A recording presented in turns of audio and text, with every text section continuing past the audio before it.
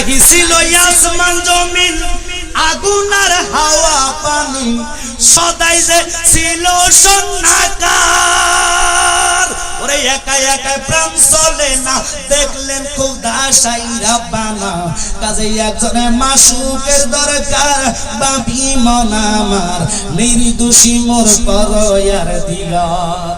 আল্লামা ও বাবা মুহাদ্দিস দেলবি যিনি হাদিসুল হাফেজ ছিলেন, তিনি বলতেছেন আল্লাহ আল্লাহ নামের মধ্যে ডুব দিয়া 2,33,030 বছর পরে কিভাবে তাকায়া দেখতেছে আল্লাহ পাকের সামনে একটা নূরের জমাট হইয়া গেল।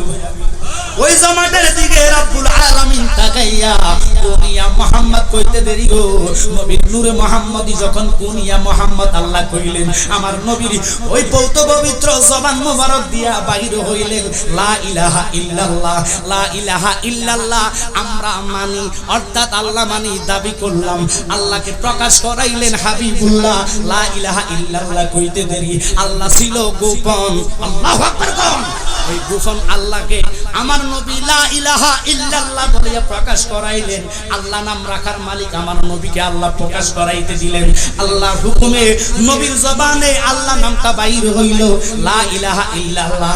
এখন যারা আল্লাহ মানেন আমি আপনাদেরকে বইলা দিমু, শুধু আল্লাহ মানার নাম ঈমান না, আল্লাহ মানলে ঈমানদার হওয়া যায় না। নবীকে মাইনা আল্লাহ মানার নাম হইল ঈমান।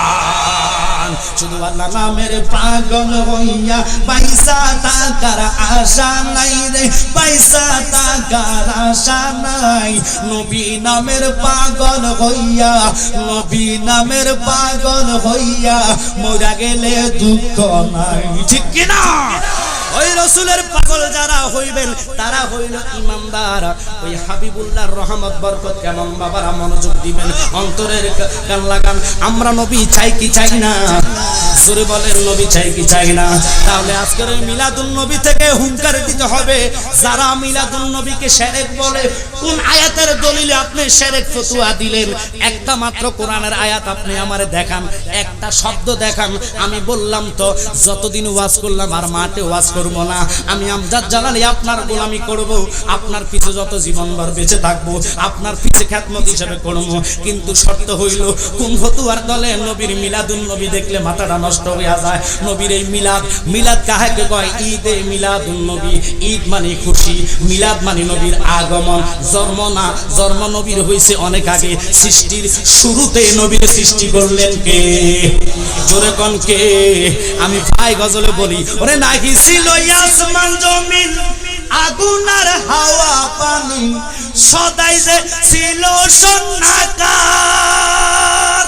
ওরে একা একা প্রাণ চলে না, দেখলেন খোদা সাইরা বানা, কাজেই একজনে মাসুকের দরকার, বাপি মন আমার নির্দোষী মোর পরয়ার দিগার। সুবহানাল্লাহ। কেন এই কথার দিকে গেলাম? ও বান্দা, তুই আল্লাহর বান্দা হয়েছ, রাসূলের উম্মত, তোর তাকদীর ভালো। অসংখ্য পয়গাম্বর আল্লাহর কাছে দরখাস্ত করেছে ওই রাসূলের উম্মত হওয়ার জন্য। নবীর উম্মত হয়ে তোর ভিতর সুকুন নাই, যার ভিতর সুকুন নাই, আল্লাহ কখনো আমি তাকে নিয়ামত দিব